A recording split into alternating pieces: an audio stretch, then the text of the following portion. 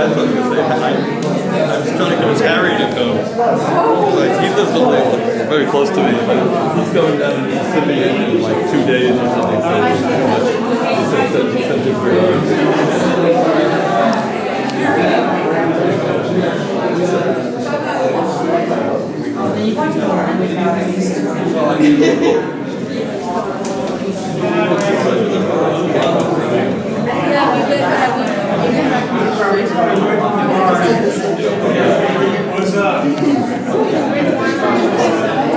My name is Sydney Blum, and this is part of my new series called Icarus Color Space, and the show here is called Both Sides of the Sky.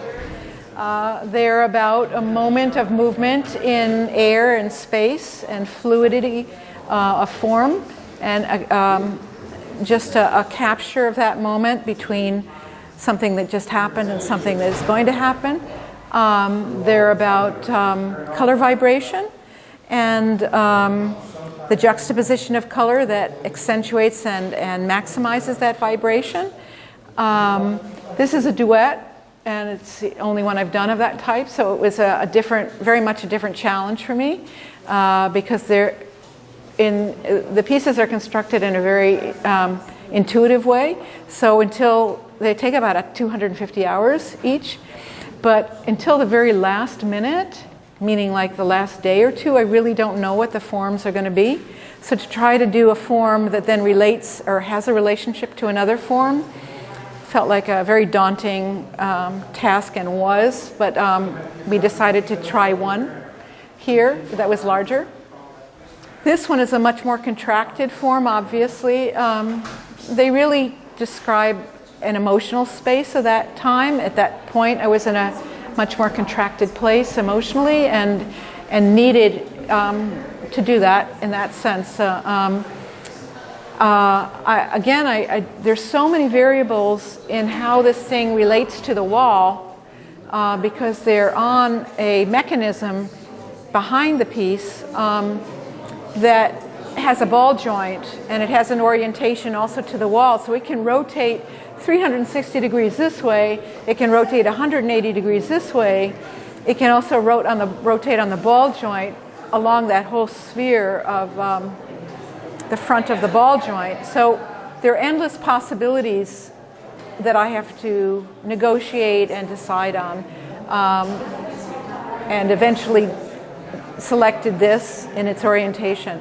So that's part of the process. I start with a graphic that I design and a flat. That becomes my map. And that graphic involves determining my grid spacing, my grid weight, the contractions, expansions, the gradations of the undercolor, the gradations of the grid itself, and then I rotate one grid against the other, essentially one, in order to maximize the vibrational aspects of the colors juxtaposing with each other. And so in a piece where you're getting complementary colors, your eye has a very difficult time focusing on those boundary lines, and that vibration starts to really kick in and accentuate.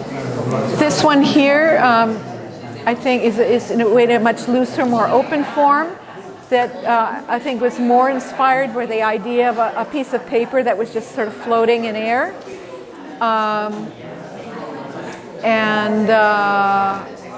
It's a much tighter grid, so you get the more tight the grid is and the more cut lines there are, the more potential there is for more subtle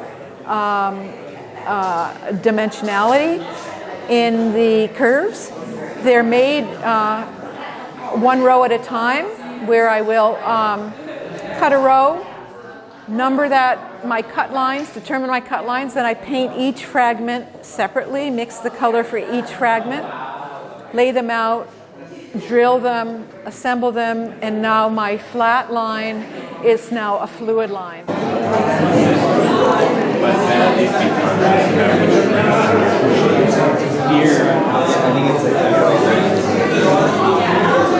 Sorry.